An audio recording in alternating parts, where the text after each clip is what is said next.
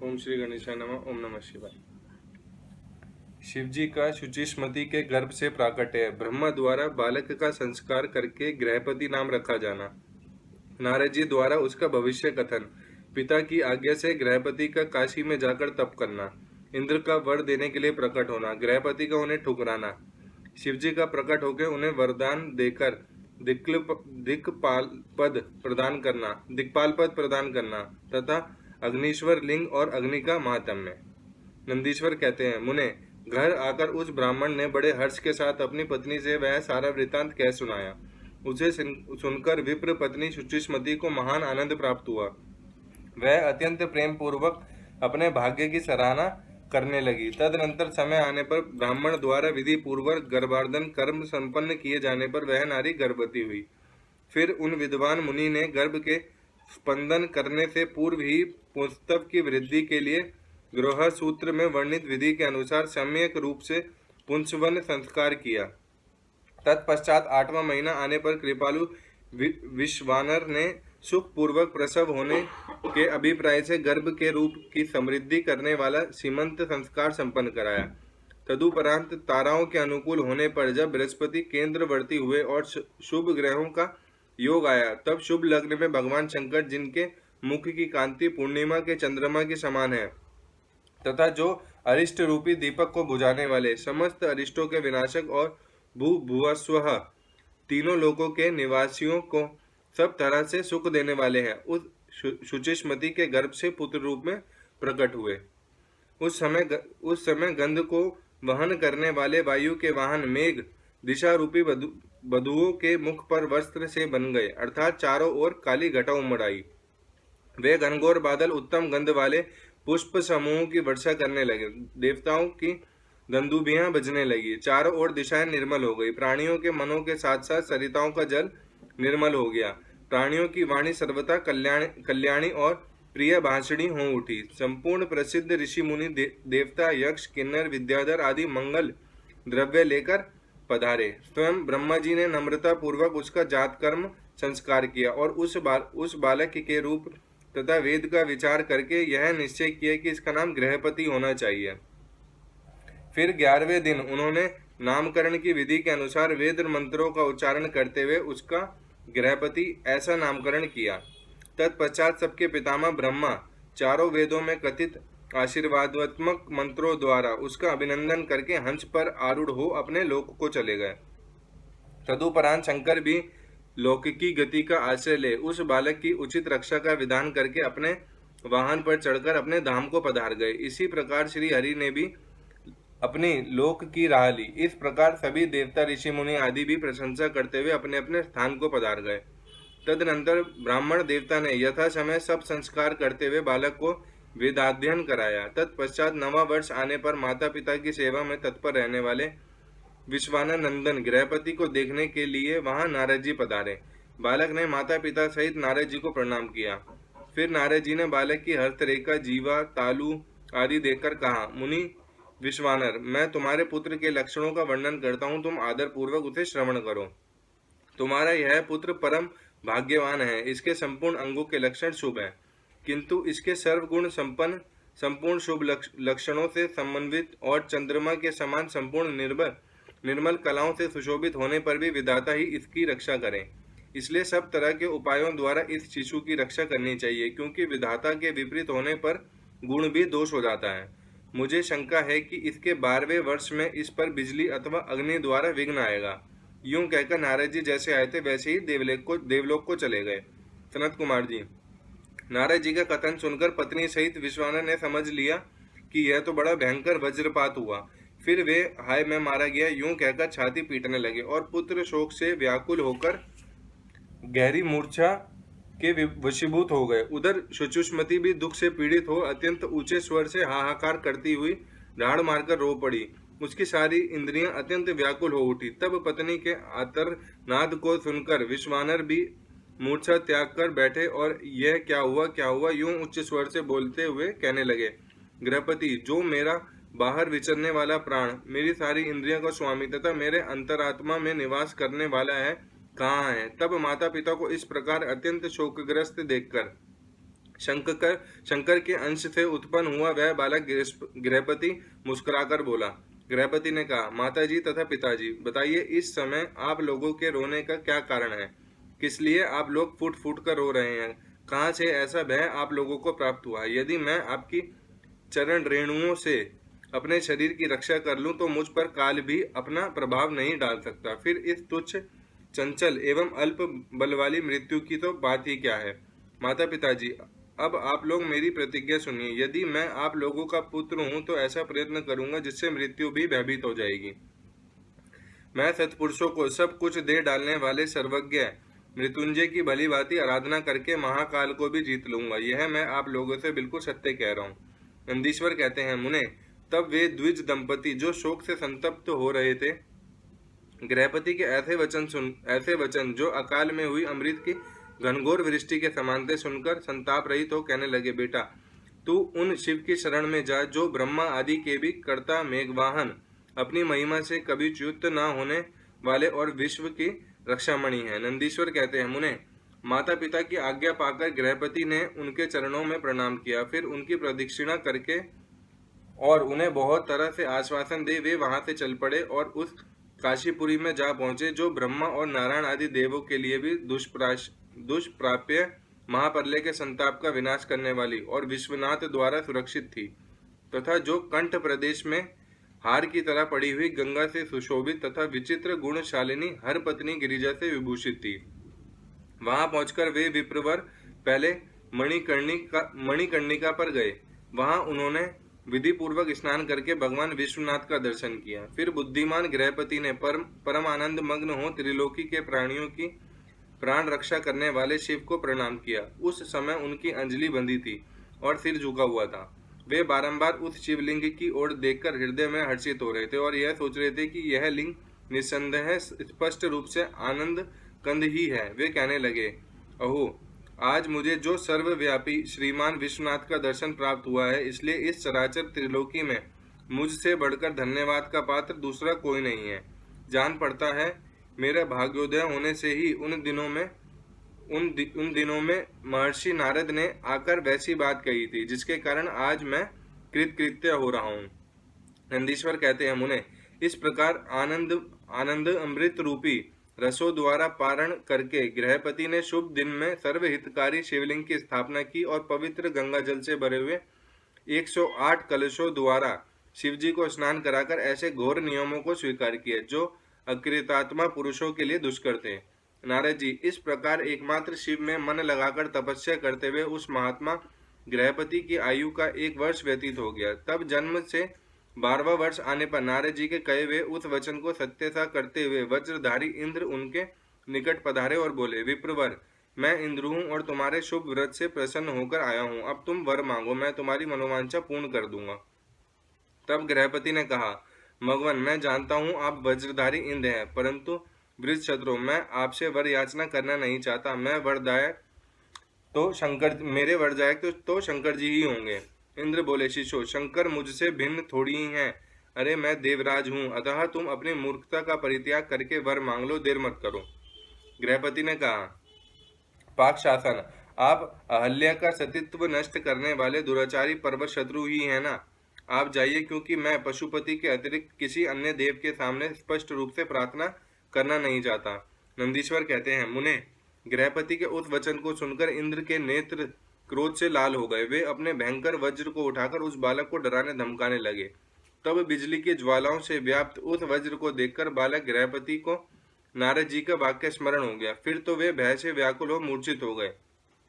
तदनंतर अज्ञान अंधकार को दूर भगाने वाले गौरीपति शंभु वहां प्रकट हो गए और अपने हस्त स्पर्श से उसे जीवनदान देते हुए से बोले, वत्स, उठ, तेरा कल्याण हो। तब रात्रि के समय मूंदे हुए कमल की तरह उसके नेत्र कमल खुल गए और उसने उठकर अपने सामने सैकड़ों सूर्यों से भी अधिक प्रकाशमान शंभु को उपस्थित देखा।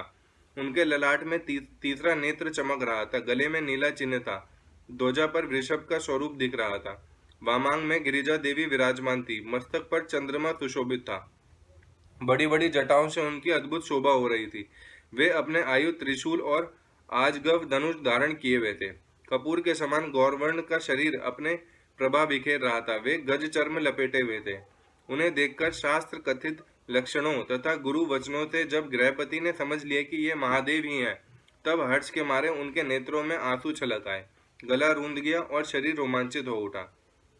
वे क्षण भर तक अपने आप को भूलकर चित्रकूट एवं त्रिपुत्रक पर्वत की भांति निश्चल खड़े रह गए। जब वे सत्वन करने, नमस्कार करने अथवा कुछ भी कहने में समर्थ ना हो सके, तब शिवजी मुस्कुराकर बोले। ईश्वर ने कहा, गृहपते, जान पड़ता है तुम वज्रधारी इंद्र से डर गए हो। वज्र, तुम भयभीत मत हो, क्योंकि मेरे भक्त पर इंद्र और वज्र की कौन कहे, यमराज भी अपना प्रभाव नहीं डाल सकते। यह तो मैंने तुम्हारी परीक्षा ली है और मैंने ही तुम्हें इंद्र रूप धारण करके डराया है। भद्र, अब मैं तुम्हें वर देता हूँ, आज से तुम अग्निपद के भागी होगे, तुम समस्त देवताओं के लिए वरदाता बनोगे।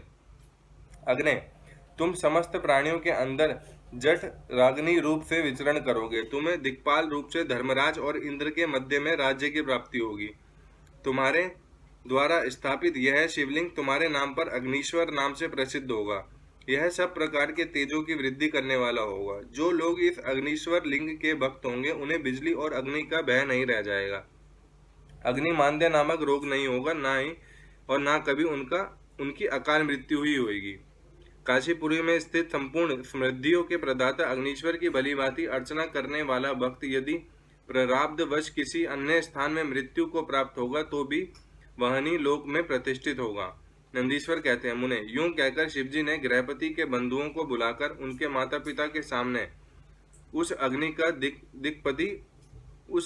दिक्पति पद पर अभिषेक कर दिया और स्वयं उसी लिंग में समा गए। तात, इस प्रकार मैंने तुमसे परमात्मा शंकर के गृहपति नामक अग्नि अवतार का, जो दुष्टों को पीड़ित करने वाला है, वर्णन कर दिया। जो सुदृढ़ पराक्रमी जितेंद्रिय पुरुष अथवा सत्व संपन्न स्त्रियां अग्नि प्रवेश कर जाती हैं, वे सबके सब अग्नि शरीर के तेजस्वी होते हैं। इसी प्रकार जो ब्राह्मण अग्निहोत्र परायण ब्रह्मचारी तथा पंचाग्नि का सेवन करने वाले हैं, वे अग्नि के समान वर्चस्वी होकर अग्निलोक में विचरते हैं।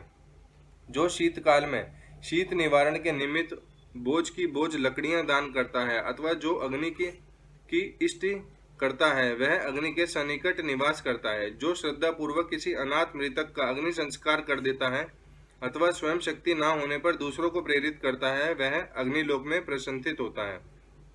द्विजातियों के लिए परम कल्याणकारक एक अग्नि ही है।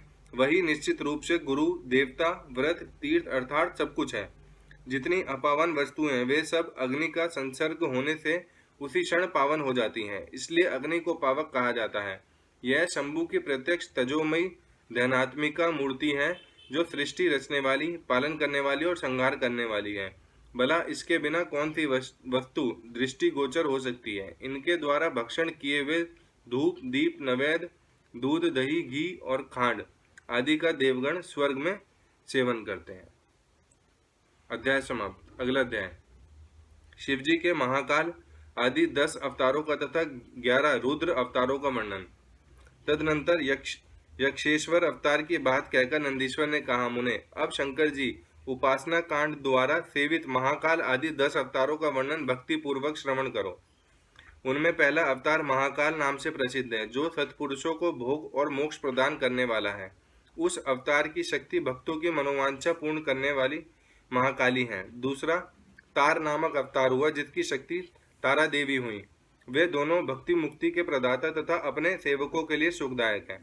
बाल भुवनेश नाम से तीसरा अवतार हुआ। उसमें बाला भुवनेशी शिवा शक्ति हुई, जो सज्जनों को सुख देने वाली है। चौथा भक्तों के लिए सुखद तथा भोग मोक्ष प्रदायक षोडश श्री विद्येश नामक अवतार हुआ, जो षोडशी श्री विद्या शिवा उसकी शक्ति हुई। पांचवा अवतार भैरव नाम से प्रसिद्ध हुआ, जो सर्वथा भक्तों की कामनाओं को पूर्ण करने वाला है। इस अवतार की शक्ति का नाम भैरवी गिरिजा, जो अपने उपासकों को की अभिष्ट दायिनी है। छठा शिव अवतार छिन्न मस्तक नाम से कहा जाता है, जो भक्त काम प्रदा गिरिजा के नाम छिन्नमस्ता है। संपूर्ण मनोरथों के दाता शंभु का 7वां अवतार धूमवान नाम से विख्यात हुआ। उस अवतार में श्रेष्ठ उपासकों की लालसा पूर्ण करने वाली शिवा धूमावती हुई। शिवजी का 8वां सुखदायक अवतार बगलामुख है। उसकी शक्ति महान आनंददायिनी बगलामुखी नाम से विख्यात हुई। 9वां शिव अवतार मातंग नाम से कहा जाता है। उस समय संपूर्ण अभिलाषाओं को पूर्ण करने वाली शर्वाणी मातंगी हुई। शंभू के भक्ति भुक्ति रूप फल प्रदान करने वाले 10वें अवतार का नाम कमल है, जिसमें अपने भक्तों का सर्वथा पालन करने वाली गिरिजा कमला कहलाई। ये ही शिव जी के 10 अवतार हैं। ये सब के सब भक्तों तथा सत्पुरुषों के लिए सुखदायक तथा भोग मोक्ष के प्रदाता हैं। जो लोग महात्मा शंकर के इन 10 अवतारों को की निर्विकार भाव से सेवा करते हैं, उन्हें यह नित्य नाना प्रकार के सुख देते रहते हैं। मुने, इस प्रकार मैंने 10 अवतारों का महात्म्य वर्णन कर दिया। तंत्र शास्त्र में तो यह सर्व कामप्रद बतलाया गया है। मुने, इन शक्तियों की भी अद्भुत महिमा है। तंत्र आदि शास्त्रों में इस महिमा का सर्व कामप्रद रूप से वर्णन किया गया है। ये नित्य दुष्टों को दंड देने वाली और ब्रह्मा तेज की विशेष रूप से वृद्धि करने वाली है। ब्रह्मन, इस प्रकार मैंने तुमसे महेश्वर के महाकाल आदि 10 शुभ अवतारों का शक्ति सहित वर्णन कर दिया। जो मनुष्य समस्त शिव पर्वों के अवसर पर इस परम पावन कथा का भक्ति पूर्वक पाठ करता है, वह शिव जी का परम प्यारा हो जाता है। इस आख्यान का पाठ करने से ब्राह्मण के ब्रह्म तेज की वृद्धि होती है, क्षत्रिय विजय लाभ करता है, वैश्य धनपति हो जाता है और शूद्र को सुख की प्राप्ति होती है। सब धर्म परायण शिव भक्तों को यह चरित्र सुनने से सुख प्राप्त होता है और उनकी शिव भक्ति विशेष रूप से बढ़ जाती है। मुने, अब मैं शंकर जी के एकादश श्रेष्ठ अवतारों का वर्णन करता हूँ, सुनो। उन्हें श्रवण करने से असत्यादि जनित बाधा पीड़ा नहीं पहुंचा सकती। पूर्व काल की बात है, एक बार इंद्र आदि समस्त देवता दैत्यों से पराजित हो गए। तब वे भयभीत होकर अपनी पुरी अमरावती को छोड़कर भाग खड़े हुए। यूं दैत्यों द्वारा अत्यंत पीड़ित हुए वे सभी देवता कश्यप जी के पास गए।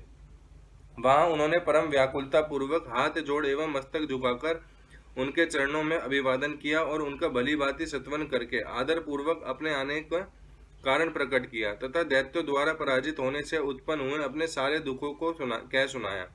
तब उनके पिता कश्यप जी देवताओं की उस कष्ट कहानी को सुनकर अधिक दुखी नहीं हुए, क्योंकि उनकी बुद्धि शिव जी में आसक्त थी। मुने, उन शांत बुद्धि मुनि ने धैर्य धारण करके देवताओं को आश्वासन दिया और स्वयं परम हर्ष पूर्वक विश्वनाथपुरी काशी को चल पड़े।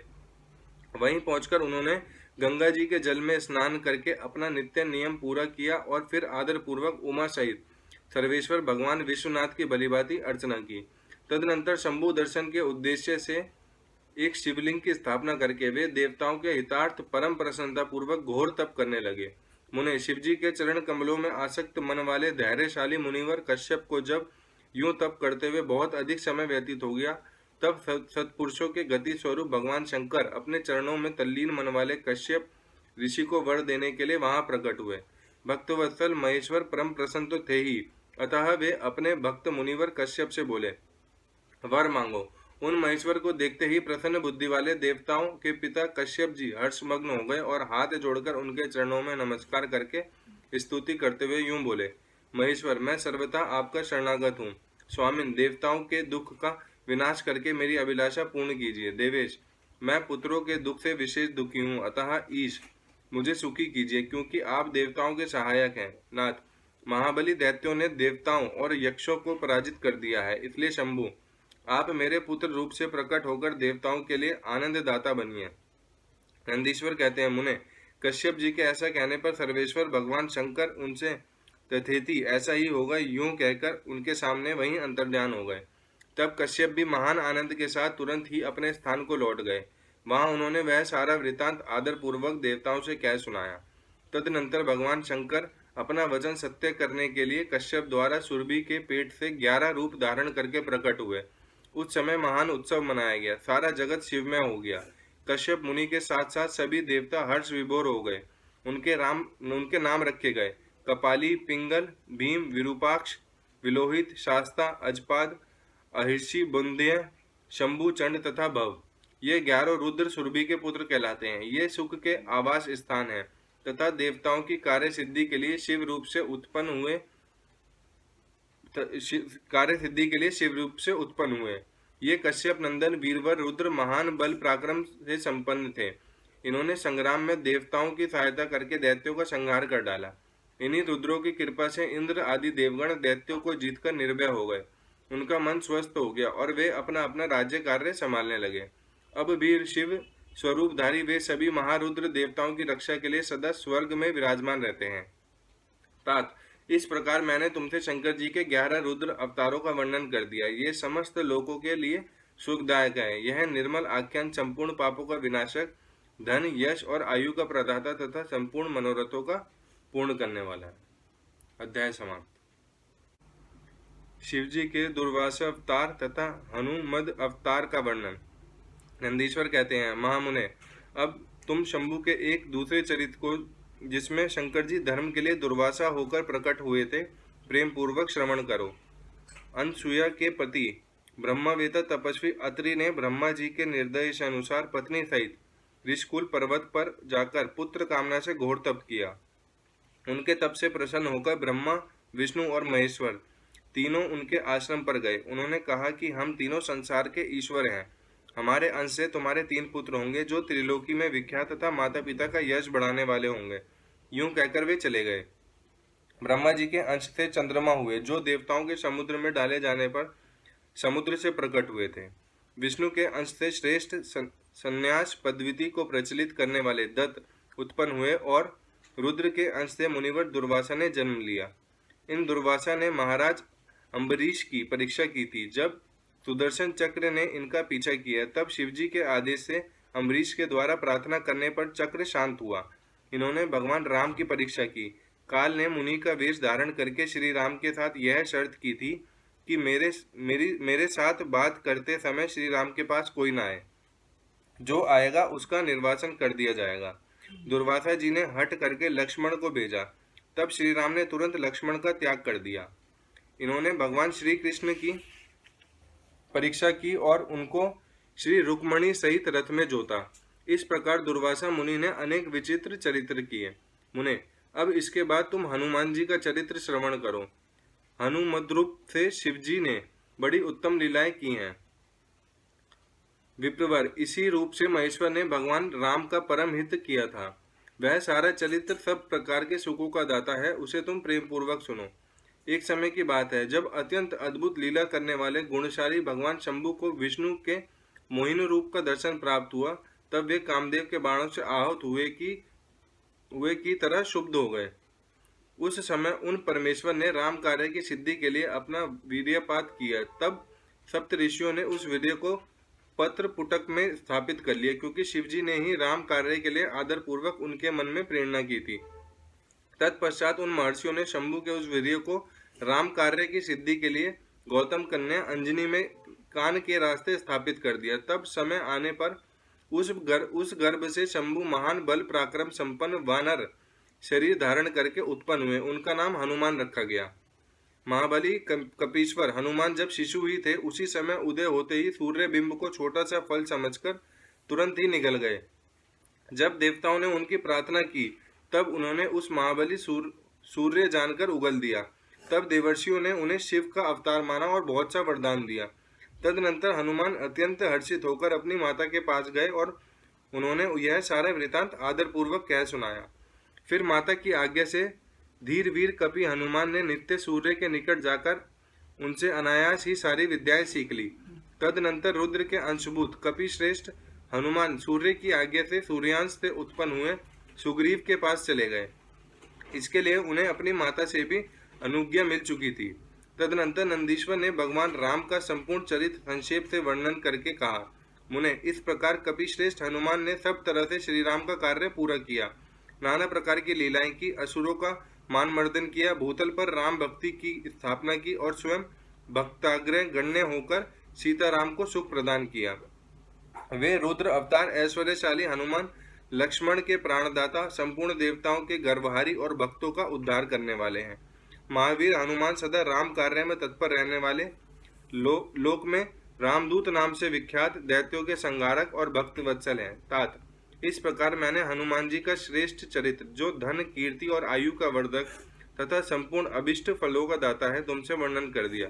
जो मनुष्य इस चरित्र को भक्ति पूर्वक सुनता है अथवा समाहित चित्त से दूसरों को सुनाता है, वह इस लोक में संपूर्ण भोगों को भोगकर अंत में परम मोक्ष को प्राप्त कर लेता है।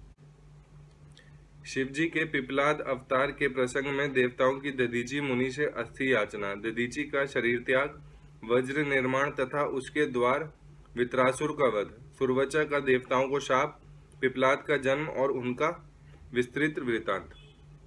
तदनंतर महेश्वर अवतार तथा विशेष अवतार का चरित्र सुनकर नंदीश्वर ने कहा, महाबुद्धिमान सनत कुमार जी, अब तुम अत्यंत आह्लाद पूर्वक महेश्वर के पिपलाद नामक परम उत्कृष्ट अवतार का वर्णन श्रवण करो। यह उत्तम आख्यान भक्ति की वृद्धि करने वाला है। मुनीश्वर, एक समय दैत्यों ने वृत्रासुर की सहायता से इंद्र आदि समस्त देवताओं को पराजित कर दिया। तब उन सभी देवताओं ने सहसा दधीची के आश्रम में अपने अपने अस्त्रों को फेंककर तत्काल ही हार मान ली। तत्पश्चात मारे जाते हुए वे इंद्र सहित संपूर्ण देवता तथा देवर्षि शीघ्र ही ब्रह्मा लोक में जा पहुंचे और वहां ब्रह्मा जी से उन्होंने अपना वह दुखड़ा कह सुनाया। देवताओं का वह कथन सुनकर लोक पितामह ब्रह्मा ने सारा रहस्य यथार्थ रूप से प्रकट कर दिया कि यह सब त्वष्टा की करतूत है। त्वष्टा ने ही तुम लोगों का वध करने के लिए तपस्या द्वारा इस महातेजस्वी वृत्रासुर को उत्पन्न किया है। यह दैत्य महान आत्मबल से संपन्न तथा समस्त दैत्यों का अधिपति है। अतः अब ऐसा प्रयत्न करो जिससे इसका वध हो सके। बुद्धिमान देवराज, मैं धर्म के कारण इस विषय में एक उपाय बतलाता हूँ, सुनो। जो दधीची नाम वाले महामुनि हैं वे तपस्वी और जितेंद्रिय हैं। उन्होंने पूर्व काल में शिवजी की समाराधना करके वज्र सरीखी अस्थियों हो जाने का वर प्राप्त किया है। अतः तुम लोग उनसे उनकी हड्डियों के लिए याचना करो, वे अवश्य दे देंगे। फिर उन अस्थियों से वज्रदंड का निर्माण करके तुम निश्चय ही उससे वृत्रासुर को मार डालना। नंदीश्वर कहते हैं, मुने, ब्रह्मा का यह वचन सुनकर इंद्र देवगुरु बृहस्पति तथा देवताओं को साथ ले तुरंत ही दधीची ऋषि के आश्रम पर आए। वहां इंद्र ने सुरवचा सहित दधीची मुनि का दर्शन किया और आदर पूर्वक हाथ जोड़कर उन्हें नमस्कार किया। फिर देवगुरु बृहस्पति तथा अन्य देवताओं ने भी नम्रता पूर्वक उन्हें सिर झुकाया। दधीची मुनि विद्वानों में श्रेष्ठ तो थे ही, वे तुरंत ही उसके अभिप्राय को ताड़ गए। तब उन्होंने अपनी पत्नी सुरवचा को अपने आश्रम से अन्यत्र भेज दिया। तत्पश्चात देवताओं सहित देवराज इंद्र, जो स्वार्थ साधन में बड़े दक्ष है, अर्थशास्त्र का आश्रय ले मुनिवर से बोले। इंद्र ने कहा, मुने, आप महान शिव भक्त, दाता तथा शरणागत रक्षक हैं, इसलिए हम सभी देवता तथा देवर्षि त्वष्टा द्वारा अपमानित होने के कारण आपकी शरण में आए हैं। विप्रवर, आप अपनी वज्रमयी अस्थियां हमें प्रदान कीजिए, क्योंकि आपकी हड्डी से वज्र का निर्माण करके मैं उस देवद्रोही का वध करूंगा। इंद्र के यूं कहने पर परोपकार परायण दधीची मुनि ने अपने स्वामी शिव का ध्यान करके अपना शरीर छोड़ दिया। उनके समस्त बंधन नष्ट हो चुके थे, अतः वे तुरंत ही ब्रह्मलोक को चले गए। उस समय वहां पुष्पों की वर्षा होने लगी और सभी लोग आश्चर्यचकित हो गए। तदनंतर इंद्र ने शीघ्र ही सुरभि गौ को बुलाकर उस शरीर को चटवाया और उन हड्डियों से अस्त्र निर्माण करने के लिए विश्वकर्मा को आदेश दिया। तब इंद्र की आज्ञा पाकर विश्वकर्मा ने शिवजी के तेज से सुदृढ़ हुई मुनि की वज्रमयी हड्डियों से संपूर्ण अस्त्रों की कल्पना की। उनकी रीढ़ की हड्डी से वज्र और ब्रह्मशीर नामक बाण बनाया तथा अन्य अस्थियों से अनान्य बहुत से अस्त्रों का निर्माण किया। तब शिवजी के तेज से उत्कृष्ट को प्राप्त हुए इंद्र ने उस वज्र को लेकर क्रोध पूर्वक वृत्रासुर पर आक्रमण किया, ठीक उसी तरह जैसे रुद्र ने यमराज पर धावा किया था। फिर तो कवच आदि से भली भांति सुरक्षित हुई इंद्र ने तुरंत ही पराक्रम प्रकट करके उस वज्र द्वारा वृत्रासुर को पर्वत शिखर सरीखे सिर को काट गिराया। तात उस समय स्वर्गवासियों ने महान विजयोत्सव मनाया। इंद्र पर पुष्पों की वृष्टि होने लगी और सभी देवता उनकी स्तुति करने लगे। तदनंतर महान आत्मबल से संपन्न दधीची मुनि को पतिव्रता पत्नी सुवर्चा पति के आज्ञा अनुसार अपने आश्रम के भीतर गई। वहां देवताओं के लिए पति को मरा हुआ जानकर वे देवताओं को शाप देते हुए यूं बोले। सुवर्चा ने कहा, अहो, इंद्र सहित ये सभी देवता बड़े दुष्ट हैं और अपना कार्य सिद्ध करने में निपुण, मूर्ख तथा लोभी हैं, इसलिए ये सब के सब आज से मेरे शाप से पशु हो जाए। इस प्रकार उस तपस्वी मुनि पत्नी सुवर्चा ने उन इंद्र आदि समस्त देवताओं को शाप दे दिया। तत्पश्चात उस पतिव्रता ने पति लोक में जाने का विचार किया। फिर तो मनस्विनी सुवर्चा ने परम पवित्र लकड़ियों द्वारा एक चिता तैयार की। उसी समय शंकर जी की प्रेरणा से सुखदायिनी आकाशवाणी हुई। वह उस मुनि पत्नी सुवर्चा को आश्वासन देती हुई बोली। आकाशवाणी ने कहा, प्राज्ञ, ऐसा साहस मत करो, मेरी उत्तम बात सुनो। देवी, तुम्हारे उदर में मुनि का तेज वर्तमान है, तुम उसे यत्न पूर्वक उत्पन्न करो। पीछे तुम्हारी जैसा हो वैसा करना, क्योंकि शास्त्र का ऐसा आदेश है कि गर्भवती को अपना शरीर नहीं जलाना चाहिए, अतः सती नहीं होना चाहिए।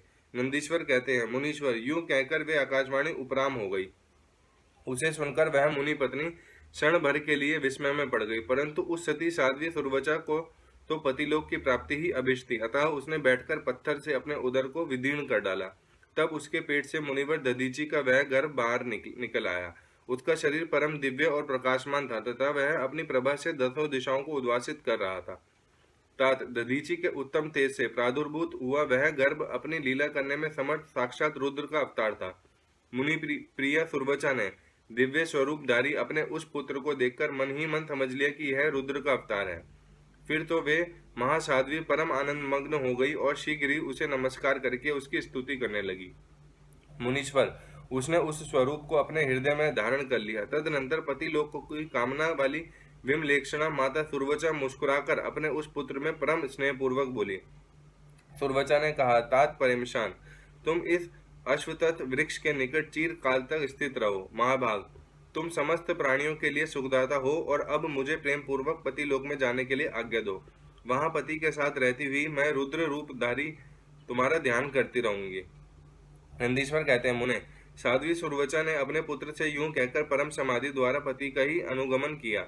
मुनिवर, इस प्रकार दधीचि पत्नी सुरवचा शिवलोक में पहुंचकर अपने पति से जा मिली और आनंद पूर्वक शंकर जी की सेवा करने लगी। तात इतने में ही हर्ष में भरे हुए इंद्र सहित समस्त देवता मुनियों के साथ आमंत्रित हुए की तरह शीघ्रता से वहां आ पहुंचे। तब प्रसन्न बुद्धि वाले ब्रह्मा ने उस बालक का नाम पिपलाद रखा। फिर सभी देवता महोत्सव मनाकर अपने अपने धाम को चले गए। तदनंतर महान ऐश्वर्यशाली रुद्र अवतार पिपलाद उसी अश्वत्थ के नीचे लोकों की हित कामना से चिरकाल तक तप में प्रवृत्त हुए।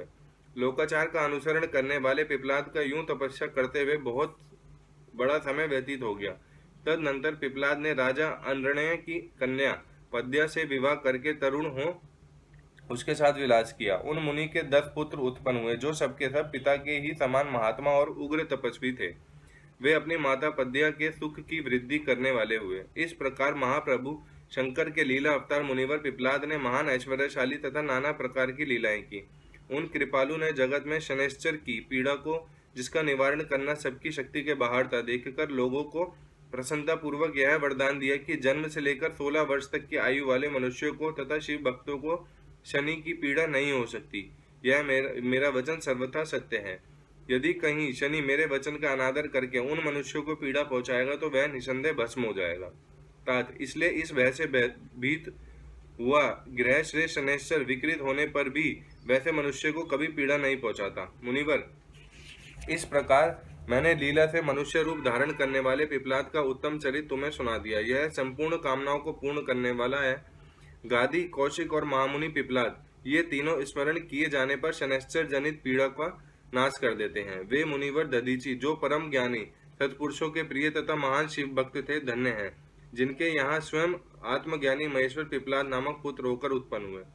तात यह आख्यान निर्दोष, स्वर्गप्रद, कुग्रह जनित दोषों का संहारक, संपूर्ण मनोरथों का पूरक और शिव भक्ति को विशेष वृद्धि करने वाला है।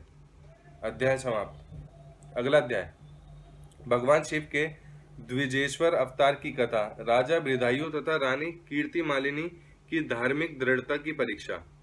तदनंतर वैश्यनाथ अवतार का वर्णन करके नंदीश्वर ने द्विजेश्वर अवतार का प्रसंग चलाया।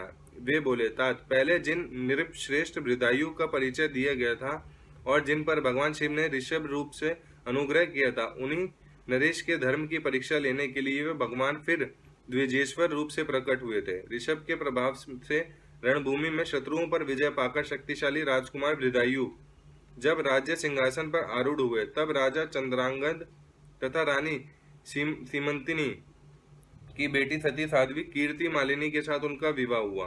किसी समय राजा बृदायु ने अपनी धर्म पत्नी के साथ वसंत ऋतु में वन विहार करने के लिए एक गहन वन में प्रवेश किया। उनकी पत्नी शरणागत जनों का पालन करने वाली थी। राजा का भी ऐसा ही नियम था।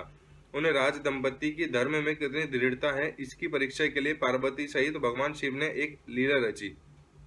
शिवा और शिव उस वन में ब्राह्मणी और ब्राह्मण के रूप में प्रकट हुए। उन दोनों ने लीला पूर्वक एक माया में व्याघ्र का निर्माण किया। वे दोनों भय से विहल हो व्याघ्र से थोड़ी ही दूर आगे रोते चिल्लाते भागने लगे और व्याघ्र उनका पीछा करने लगा। राजा ने उन्हें इस अवस्था में देखा। वे ब्राह्मण दंपति भी भय से विहल हो महाराज की शरण में गए और इस प्रकार बोले, ब्राह्मण दंपति ने कहा, महाराज हमारी रक्षा कीजिए, रक्षा कीजिए, वह व्याघ्र हम दोनों को खा जाने के लिए आ रहा है। समस्त प्राणियों को काल के समान बह देने वाला यह हिंसक प्राणी हमें अपना आहार बनाए, इसके पूर्व ही आप हम दोनों को बचा लीजिए। उन दोनों का यह करुण क्रंदन सुनकर महावीर राजा ने ज्यों ही धनुष उठाया, त्यों ही व्याघ्र उनके निकट आ पहुंचा। उसने ब्राह्मणी को पकड़ लिया। वह बेचारी हा नाथ, हा नाथ, हा प्राण वल्लभ, हा शंभु है जगत गुरु इत्यादि कहकर रोने और विलाप करने लगी। व्याघ्र बड़ा भयानक था। उसने ज्यों ही ब्राह्मणी को अपना ग्रास बनाने की चेष्टा की, त्यों ही बृदायु ने तीखे बाणों से उसके मर्म में आघात किया, परंतु उन बाणों से उस महाबली व्याघ्र को तनिक भी व्यथा नहीं हुई। वह ब्राह्मणी को बलपूर्वक घसीटता हुआ तत्काल दूर निकल गया। अपनी पत्नी को बाघ के पंजे में पड़ी देख ब्राह्मण को बड़ा दुख हुआ। वह बारंबार रोने लगा। देर तक रोकर उसने राजा बृदायु से कहा, राजन तुम्हारे वे बड़े बड़े अस्त्र कहाँ हैं? दुखियों की रक्षा करने वाले तुम्हारा विशाल धनुष कहाँ है? सुना था तुम्हें 12,000 बड़े बड़े हाथियों का बल है, वह क्या हुआ? तुम्हारे शंख खड़ग तथा मंत्रास्त्र विद्या से क्या लाभ हुआ? दूसरों को क्षीण होने से बचाना क्षत्रिय का परम धर्म है। धर्मज्ञ राजा अपना धन और प्राण देकर भी शरण में आए हुए दीन दुखियों की रक्षा करते हैं। जो पीड़ितों की प्राण रक्षा नहीं कर सकते, ऐसे लोगों के लिए जीने की अपेक्षा मर जाना ही अच्छा है। इस प्रकार ब्राह्मण का विलाप और उसके मुख से अपने पराक्रम की निंदा सुनकर राजा ने शोक से मन ही मन इस प्रकार विचार किया, अहो आज भाग्य के उलट फेर से मेरा पराक्रम नष्ट हो गया, मेरे धर्म का भी नाश हो गया, अतः अब मेरी संपदा, राज्य और आयु का भी निश्चय ही नाश हो जाएगा। यूं विचार कर राजा बृदायु ब्राह्मण के चरणों में गिर पड़े और उसे धीरज बंधाते हुए बोले, ब्रह्मन मेरा पराक्रम नष्ट हो गया है। महामते मुझ क्षत्रिय अधम पर कृपा करके शोक छोड़ दीजिए। मैं आपको मनोवांछित पदार्थ दूंगा। यह राज्य, यह रानी और मेरा यह शरीर सब कुछ आपके अधीन है। बोलिए आप क्या चाहते हैं? ब्राह्मण बोले, राजन अंधे को दर्पण से क्या काम? जो भिक्षा मांगकर जीवन निर्वाह करता हो वह बहुत से घर लेकर क्या करेगा? जो मूर्ख है उसे पुस्तक से क्या काम, तथा जिसके पास स्त्री नहीं है वह धन लेकर क्या करेगा? मेरी पत्नी चली गई, मैंने कभी काम सुख का उपभोग नहीं किया, अतः काम भोग के लिए आप अपनी इस बड़ी रानी को मुझे दे दीजिए। राजा ने कहा, ब्राह्मण क्या यह तुम्हारा धर्म है? क्या तुम्हें गुरु ने यही उपदेश दिया है? क्या तुम नहीं जानते पराई स्त्री का स्पर्श स्वर्ग एवं सुयश की हानि करने वाला है? पर स्त्री के उपभोग से जो पाप कमाया जाता है उसे सैकड़ों प्रायश्चितों द्वारा भी धोया नहीं जा सकता। ब्राह्मण बोले, राजन मैं अपनी तपस्या से भयंकर ब्रह्मा हत्या और मदिरापान जैसे पाप का भी नाश कर डालूंगा। फिर पर स्त्री संगम किस गिनती में है? अतः आप अपनी इस भराया को मुझे अवश्य दे दीजिए, अन्यथा आप निश्चय ही नरक में पड़ेंगे। ब्राह्मण की इस बात पर राजा ने मन ही मन विचार किया कि ब्राह्मण के प्राणों की रक्षा न करने से महापाप होगा, अतः इसे बचने के लिए पत्नी को दे डालना ही श्रेष्ठ है।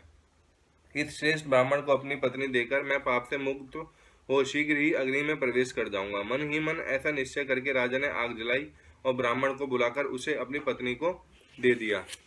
तत्पश्चात स्नान करके पवित्र हो देवताओं को प्रणाम करके उन्होंने अग्नि की 2 बार परिक्रमा की और एकाग्र चित्त होकर भगवान शिव का ध्यान किया।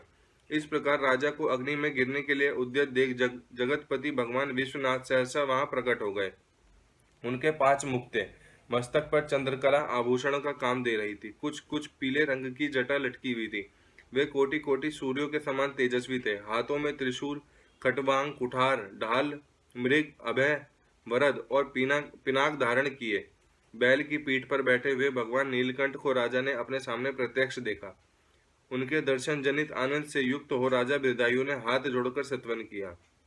राजा के स्तुति करने पर पार्वती के साथ प्रसन्न हुए महेश्वर ने कहा, राजन तुमने किसी अन्य का चिंतन न करके जो सदा सर्वदा मेरा पूजन किया है, तुम्हारी इस भक्ति के कारण और तुम्हारे द्वारा की हुई इस पवित्र स्तुति को सुनकर मैं बहुत प्रसन्न हुआ हूँ। तुम्हारे भक्ति भाव की परीक्षा के लिए मैं स्वयं ब्राह्मण बनकर आया था। जिसे व्याघ्र ने ग्रस लिया था वह ब्राह्मणी और कोई नहीं है, ये गिरिराज नंदिनी उमा देवी ही थी। तुम्हारे बाण मारने से भी जिसके शरीर को चोट नहीं पहुंची वह व्याघ्र माया निर्मित था। तुम्हारे धैर्य को देखने के लिए ही मैंने तुम्हारी पत्नी को मांगा था। इस कीर्ति मालिनी की और तुम्हारी भक्ति से मैं संतुष्ट हूँ। तुम कोई दुर्लभ वर मांगो, उसे मैं दूंगा। राजा बोले, देव आप साक्षात परमेश्वर हैं। आपने सांस्कारिक ताप से गिरे हुए मुझ अधम को जो प्रत्यक्ष दर्शन दिया है, यही मेरे लिए महान वर है। देव आप वरदाताओं में श्रेष्ठ हैं। आपसे मैं दूसरा कोई वर नहीं मांगता। मेरी यह इच्छा है कि मैं, मेरी रानी, मेरे माता पिता, पद्याकर वैश्य और उसके पुत्र सुने, इन सबको आप अपना पार्श्ववर्ती सेवक बना लीजिए। तत्पश्चात रानी कीर्तिमालिनी ने प्रणाम करके अपनी भक्ति से भगवान शंकर को प्रसन्न किया और यह उत्तम वर मांगा। महादेव, मेरे पिता चंद्रांगद और माता सीमंती, इन दोनों को भी आपके समीप निवास प्राप्त हो। भक्त वत्सल भगवान गौरीपति ने प्रसन्न होकर एवं वस्तु कहा और उन दोनों पति पत्नी को इच्छा अनुसार वर देकर वे क्षण भर में अंतर्ध्यान हो गए।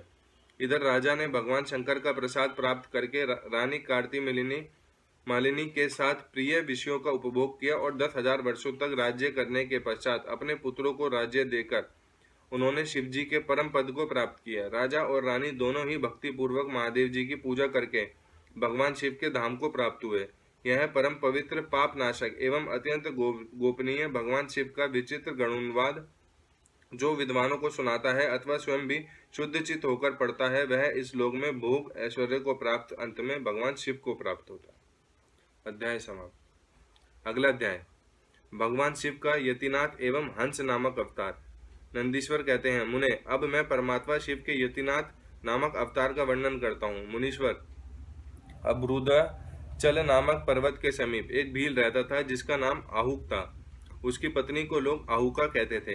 वह उत्तम व्रत का पालन करने वाली थी। वे दोनों पति पत्नी महान शिव भक्त थे और शिव की आराधना पूजा में लगे रहते थे। एक दिन वह शिव भक्त भील अपनी पत्नी के लिए आहार की खोज करने के लिए निमित्त जंगल में बहुत दूर चला गया।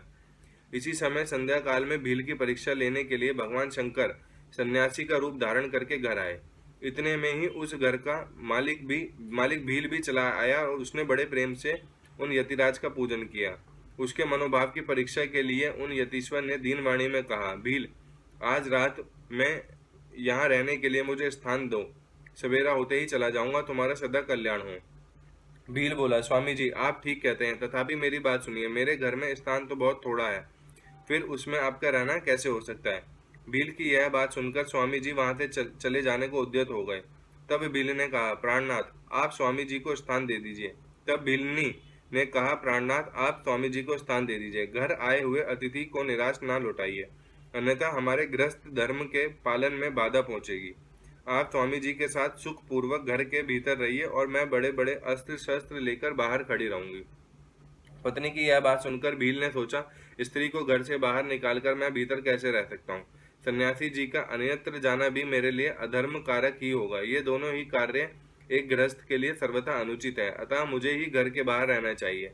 जो होनहार होगी वह तो होकर ही रहेगी। ऐसा सोच आग्रह करके उसने स्त्री को और सन्यासी जी को तो आनंद घर के भीतर रख दिया और स्वयं भील अपने आयुध पास रखकर घर से बाहर खड़ा हो गया। रात में जंगली क्रूर एवं हिंसक पशु उसे पीड़ा देने लगे। उसने भी यथाशक्ति उनसे बचने के लिए महान यत्न किया। इस तरह यत्न करता हुआ वह भील बलवान होकर भी प्रारब्ध प्रेरित हिंसक पशुओं द्वारा बलपूर्वक खा लिया गया। प्रातः काल उठकर जब यति ने देखा कि हिंसक पशुओं ने वनवासी भील को खा डाला है, तब उन्हें बड़ा दुख हुआ। सन्यासी को दुखी देख भीलनी दुख से व्याकुल होने पर भी धैर्य पूर्वक उस दुख को दबाकर यूं बोले, स्वामी जी, आप दुखी किस लिए हो रहे हैं। इन भीलराज का तो इस समय कल्याण ही हुआ है। ये धन्य और कृतार्थ हो गए जो इन्हें ऐसी मृत्यु प्राप्त हुई। मैं चिता की आग में जलकर इसका अनुसरण करूंगी। आप प्रसन्नता पूर्वक मेरे लिए एक चिता तैयार कर दें, क्योंकि स्वामी का अनुसरण करना स्त्रियों के लिए सनातन धर्म है। उसकी बात सुनकर सन्यासी जी ने स्वयं चिता तैयार की और भीलनी ने अपने धर्म के अनुसार उसमें प्रवेश किया। इसी समय भगवान शंकर अपने साक्षात स्वरूप से उसके सामने प्रकट हो गए और उसकी प्रशंसा करते हुए बोले, तुम धन्य हो, धन्य हो। मैं तुम पर प्रसन्न हूँ। तुम इच्छा अनुसार वर मांगो, तुम्हारे लिए मुझे कुछ भी अदेय नहीं है। भगवान शंकर का यह परम आनंददायक वचन सुनकर भीलनी को बड़ा सुख मिला। वह ऐसे विभोर हो गई कि उसे किसी भी बात की सुध नहीं रही। उस अवस्था को लक्ष्य करके भगवान शंकर और भी प्रसन्न हो गए और उसके ना मांगने पर भी उसे वर देते हुए बोले, मेरा जो यति रूप है यह भावी जन्म में हंस रूप से प्रकट होगा और प्रसन्नता पूर्वक तुम दोनों का परस्पर संयोग कराएगा। यह भी निषद देश के उत्तम राजधानी में राजा वीरसेन के श्रेष्ठ पुत्र होगा। उस समय नल के नाम से इसकी ख्याति होगी। तुम विदर्भ नगर में भीमराज की पुत्री दमयंती होगी। तुम दोनों मिलकर राजभोग भोगने के पश्चात वह मोक्ष प्राप्त करोगे जो बड़े बड़े योगीश्वरों के लिए भी दुर्लभ है। नंदीश्वर कहते हैं, मुने, ऐसा कहकर भगवान शिव उस समय लिंग रूप में स्थित हो गए। वह भील अपने धर्म से विचलित नहीं हुआ था, अतः उसी के नाम पर उस लिंग को अचलेश संज्ञा दी गई। दूसरे जन्म में वह आहुक नामक भील निषेध नगर में वीरसेन का पुत्र हो महाराज नल के नाम से विख्यात हुआ, और आहुका नाम की भीलनी विदर्भ नगर में राजा भीम की पुत्री दमयंती हुई, और वे यतिनाथ शिव वहां हंस रूप में प्रकट हुए। उन्होंने दमयंती का नल के साथ विवाह कराया। पूर्व जन्म के सत्कार जनित पुण्य से प्रसन्न हो भगवान शिव ने हंस का रूप धारण कर उन दोनों को सुख दिया। हंस अवतारधारी शिव भांति भांति की बातें करने और संदेश पहुंचाने में कुशल थे। वे नल और दमयंती दोनों के लिए परम आनंददायक हुए। अध्याय समाप्त। अगला अध्याय भगवान शिव के कृष्ण दर्शन नामक अवतार की कथा। नंदीश्वर कहते हैं, सनत कुमार जी, भगवान शंभु के एक उत्तम अवतार का नाम कृष्ण दर्शन है, जिसने राजा नभग को ज्ञान प्रदान किया। उसका वर्णन करता हूँ, सुनो। श्राद्ध देव नामक मुने के जो इक्ष्वाकु आदि पुत्र थे, उनमें नवम का नाम नभग था, जिनका पुत्र नाभाग नाम से प्रसिद्ध हुआ। नाभाग के ही पुत्र अम्बरीश हुए, जो भगवान विष्णु के भक्त थे तथा जिनकी ब्राह्मण भक्ति देखकर उनके ऊपर महर्षि दुर्वासा प्रसन्न हुए थे। मुने, अम्बरीश के पितामह जो नभग कहे गए हैं, उनके चरित्र का वर्णन सुनो। उन्हीं को भगवान शिव ने ज्ञान प्रदान किया था। मनोपुत्र नभग बड़े बुद्धिमान थे। उन्होंने विद्या अध्ययन के लिए दीर्घ काल तक इंद्रिय संयम पूर्वक गुरुकुल में निवास किया। इसी बीच में इक्ष्वाकु आदि भाइयों ने नभग के लिए कोई भाग न देकर पिता की संपत्ति आपस में बांट ली, और अपना अपना भाग लेकर वे उत्तम रीति से राज्य का पालन करने लगे। उन सबने पिता की आज्ञा से ही धन का बंटवारा किया था। कुछ काल के पश्चात ब्रह्मचारी नभग गुरुकुल से सांगोपांग वेदों का अध्ययन करके वहां आए। उन्होंने देखा कि सब भाई सारी संपत्ति का बंटवारा करके अपना अपना भाग ले चुके हैं। तब उन्होंने भी बड़े स्नेह से दाएं भाग पाने की इच्छा रखकर अपने इक्ष्वाकु आदि बंधुओं से कहा, भाइयों, मेरे लिए भाग दिए बिना ही आप लोगों ने आपस में सारी संपत्ति का बंटवारा कर लिया, अतः अब प्रसन्नता पूर्वक मुझे भी हिस्सा दीजिए। मैं अपना दाएं भाग लेने के लिए ही आया हूँ। भाई बोले, जब संपत्ति का बंटवारा हो रहा था उस समय हम तुम्हारे लिए भाग देना भूल गए थे। अब इस समय पिताजी को ही तुम्हारे हिस्से में दे देते हैं, तुम उन्हीं को ले लो, इसमें संशय नहीं है। भाइयों का यह वचन सुनकर नभग को बड़ा विस्मय हुआ। वे पिता के पास जाकर बोले, तात, मैं विद्या अध्ययन के लिए गुरुकुल में गया था और वहां अब तक ब्रह्मचारी रहा हूँ। इसी बीच में भाइयों ने मुझे छोड़कर आपस में धन का बंटवारा कर लिया। वहां से लौटकर जब मैंने अपने हिस्से के बारे में उनसे पूछा, तब उन्होंने आपको मेरे हिस्सा बता दिया, अतः उसके लिए मैं आपकी सेवा में आया हूँ। नभग की वह बात सुनकर पिता को बड़ा विस्मय हुआ। श्राद्ध देव ने पुत्र को आश्वासन देते हुए कहा, बेटा, भाइयों की उस बात पर विश्वास न करो, वह उन्होंने तुम्हें ठगने के लिए कही है। मैं तुम्हारे लिए भोग साधक उत्तम दाय नहीं बन सकता, तथापि उन वंचकों ने यदि मुझे ही दाय के रूप में दे दिया है, तो मैं तुम्हारी जीविका का एक उपाय बताता हूँ, सुनो। इन दिनों उत्तम बुद्धि वाले आंगिर सगोत्रीय ब्राह्मण एक बहुत बड़ा यज्ञ कर रहे हैं। उस कर्म में प्रत्येक छठे दिन का कार्य वे ठीक ठीक नहीं समझ पाते, उसमें उनसे भूल हो जाती है। तुम वहां जाओ और उन ब्राह्मणों को विश्वदेव संबंधी 2 सूक्त बतला दिया करो। इससे वह यज्ञ शुद्ध रूप से संपादित होगा। वह यज्ञ समाप्त होने पर वे ब्राह्मण जब स्वर्ग को जाने लगेंगे, उस समय संतुष्ट होकर अपने यज्ञ से बचा हुआ सारा धन तुम्हें दे देंगे।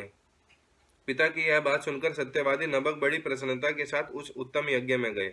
मुने, वहां छठे दिन के कर्म में बुद्धिमान मनुपुत्र ने वैश्वदेव संबंधी 2 सूक्तों का स्पष्ट रूप से उच्चारण किया।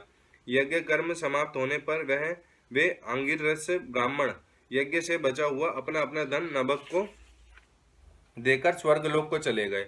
उस यज्ञ शिष्ट धन को जब ये ग्रहण करने लगे, उस समय सुंदर लीला करने वाले भगवान शिव तत्काल वहां प्रकट हो गए। उनके सारे अंग बड़े सुंदर थे, परंतु नेत्र काले थे। उन्होंने नभग से पूछा, तुम कौन हो जो इस धन को ले रहे हो? यह तो मेरी संपत्ति है, तुम्हें किसने यहाँ भेजा है? सब बातें ठीक ठीक बताओ। नभग ने कहा, यह तो यज्ञ से बचा हुआ धन है जिसे ऋषियों ने मुझे दिया है। अब यह मेरी ही संपत्ति है, इसको लेने से तुम मुझे कैसे रोक रहे हो? कृष्ण दर्शन ने कहा, तात, हम दोनों के इस झगड़े में तुम्हारे पिता ही पंच रहेंगे। जाकर उनसे पूछो और वे जो निर्णय दें उसे ठीक ठीक यहाँ आकर बताओ। उनकी बात सुनकर नभग ने पिता के पास जाकर उक्त प्रश्न को उनके सामने रखा। श्राद्ध देव को कोई पुरानी बात याद आ गई और उन्होंने भगवान शिव के चरण कमलों का चिंतन करते हुए कहा। मुने बोले, तात, वे पुरुष जो तुम्हें वह धन लेने से रोक रहे हैं साक्षात भगवान शिव हैं। यूं तो संसार की सारी वस्तु ही उन्हीं की है, परंतु यज्ञ से प्राप्त हुए धन पर उनका विशेष अधिकार है। यज्ञ करने से जो धन बच जाता है उसे भगवान रुद्र का भाग निश्चित किया गया है। अतः यज्ञाविशिष्ट सारी वस्तु ग्रहण करने के अधिकारी सर्वेश्वर महादेव जी ही हैं। उनकी इच्छा से ही दूसरे लोग उस वस्तु को ले सकते हैं। भगवान शिव तुम पर कृपा करने के लिए ही वहां वैसा रूप धारण करके आए हैं। तुम वहीं जाओ और उन्हें प्रसन्न करो। अपने अपराध के लिए क्षमा मांगो और प्रणाम पूर्वक उनकी स्तुति करो। नभग पिता की आज्ञा से वहां गए और भगवान को प्रणाम करके हाथ जोड़कर बोले, महेश्वर, यह सारी त्रिलोकी ही आपकी है, फिर यज्ञ से बचे हुए धन के लिए तो कहना ही क्या। निश्चय ही इस पर आपका अधिकार है, यही मेरे पिता ने निर्णय दिया है। नाथ, मैंने यथार्थ बात न जानने के कारण ब्रह्मवत जो कुछ कहा है, मेरे उस अपराध को क्षमा कीजिए। मैं आपके चरणों में मस्तक रखकर यह प्रार्थना करता हूँ कि आप मुझ पर प्रसन्न हो। ऐसा कहकर नभग ने अत्यंत दीनतापूर्ण हृदय से दोनों हाथ जोड़कर महेश्वर कृष्ण दर्शन का सत्वन किया। उधर श्राद्ध देव ने भी अपने अपराध के लिए क्षमा मांगते हुए भगवान शिव की स्तुति की। तदनंतर भगवान रुद्र ने मन ही मन प्रसन्न हो नभग को कृपा दृष्टि से देखा और मुस्कुराते हुए कहा। कृष्ण दर्शन बोले, नभग, तुम्हारे पिता ने जो धर्म अनुकूल बात कही है वह ठीक ही है। तुमने भी साधु स्वभाव के कारण सत्य ही कहा है, इसलिए मैं तुम पर प्रसन्न हूँ और कृपा पूर्वक तुम्हें सनातन ब्रह्म तत्व का ज्ञान प्रदान करता हूँ। इस समय यह सारा धन मैंने तुम्हें दे दिया, अब तुम इसे ग्रहण करो। इस लोक में निर्विकार रहकर सुख भोगो, अंत में मेरी कृपा से तुम्हें सद्गति प्राप्त होगी। ऐसा कहकर भगवान रुद्र सबके देखते देखते वहीं अंतर्ध्यान हो गए। साथ ही श्राद्ध देव भी अपने पुत्र नभग के साथ अपने स्थान को लौट आए। इस लोक में विपुल भागों को उपभोग करके अंत में वे भगवान शिव के धाम में चले गए। ब्रह्मांड, इस प्रकार तुमसे मैंने भगवान शिव के कृष्ण दर्शक नामक अवतार का वर्णन किया। जो इस आख्यान को पढ़ता और सुनता है उसे संपूर्ण मनोवांछित फल प्राप्त हो जाता है। अध्याय समाप्त। ओम नमः शिवाय।